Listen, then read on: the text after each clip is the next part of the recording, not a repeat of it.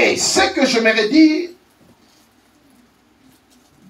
nous avons 4 étapes fondamentales du processus divin.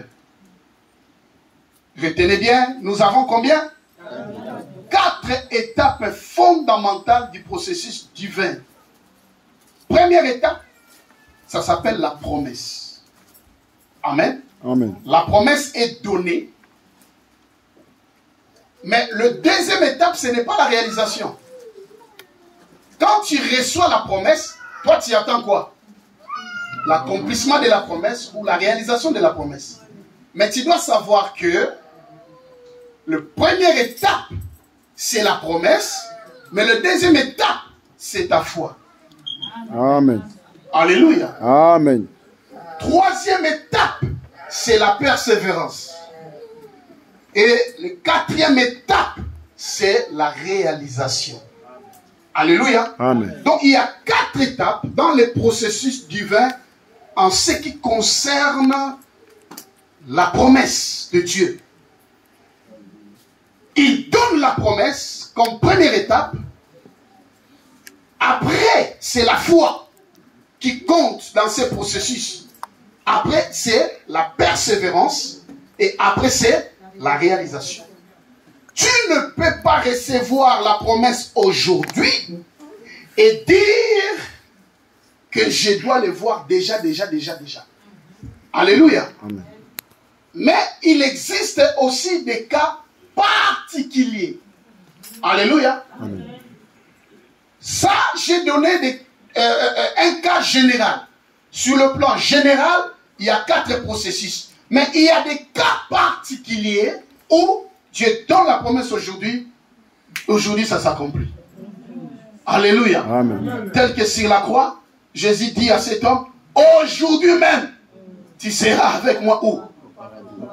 Donc la promesse doit s'accomplir aujourd'hui, ce n'est pas demain. Aujourd'hui, moi et toi, nous serons au paradis. C'est aussi une promesse, mais qui n'a pas pris le processus normal. Alléluia. Mais souvent, quand Dieu donne une promesse, il y a un processus à suivre. Et les cas, il y a des cas particuliers. Quand il donne la promesse aujourd'hui, et puis ça s'accomplit aujourd'hui. Alléluia. Ça, ce sont des cas particuliers. Ce n'est pas un cas général. Mais généralement, il y a un processus à suivre. Et c'est très important. Tu dois connaître ce processus, car c'est très capital et c'est très important. Amen. Amen. Voilà. Nous avons 4 étapes. Les 2 étapes sont dans la responsabilité de Dieu et il y a 2 étapes qui sont dans la responsabilité de l'homme. Dans ces 4 étapes, 2 étapes, et dans la responsabilité de Dieu, les 2 autres étapes sont dans la responsabilité de l'homme. Je pense que vous avez déjà compris. Comme il est alpha et oméga, la première étape, c'est à lui. Et la dernière étape, c'est à lui. Toi, tu prends l'étape du milieu, la foi et la persévérance. La promesse vient de lui. La réalisation de cette promesse aussi ne dépend pas de toi, mais dépend de lui.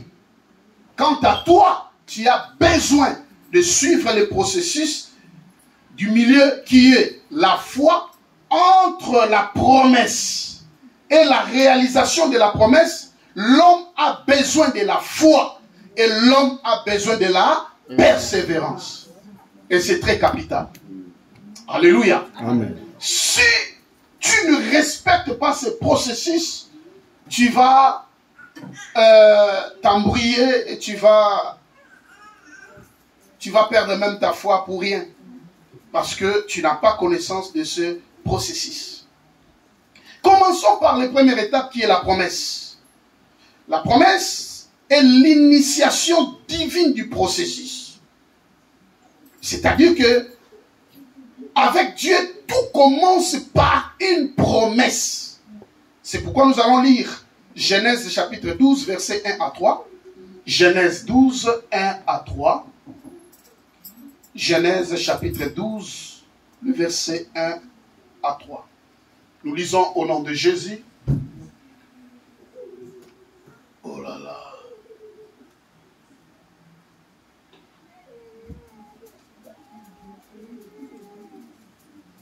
Allons-y. Écoute ce que la Bible dit. Je ferai de toi une grande nation et je te bénirai. Je rendrai ton nom grand et tu seras une source de bénédiction. Toute la phrase et tous les mots de la phrase constituent des promesses. Écoute ce que Dieu dit à Abraham. Je bénirai. Ah, ça continue. Je bénirai ceux qui te béniront. Et je maudirai ceux qui te maudiront. Et toutes les familles de la terre seront bénies en toi. Abraham partit comme l'Éternel lui avait dit. C'était jusqu'au verset 3. Reprends le verset premier pour qu'on explique. Le verset premier. La Bible dit, je ferai de toi une grande nation. Abraham